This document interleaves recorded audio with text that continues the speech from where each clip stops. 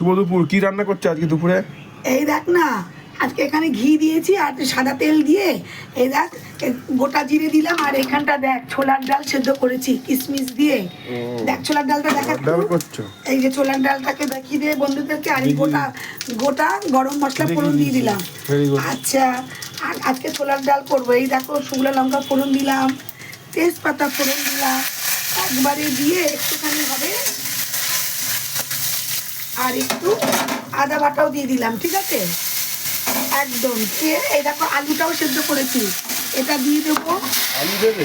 দেখো না, খেতে টেস্ট হবে। আলু আজকে একটু অন্যরকম, আলুটাকে একটু এরম করে দিলাম। দেখ বন্ধুরা, এইভাবে করে দেখো, খুব ভালো লাগে খেতে। একদম অল্প একটু ভেঙে ভেঙে দিলাম আলুটাকে। আজকে এইভাবে আমি ছোলার ডালটা করছি, ঠিক আছে। এখানে নুন মিষ্টি সব দেওয়া।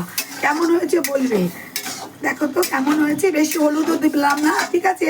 টাটা, শুভ দুপুর বন্ধুরা।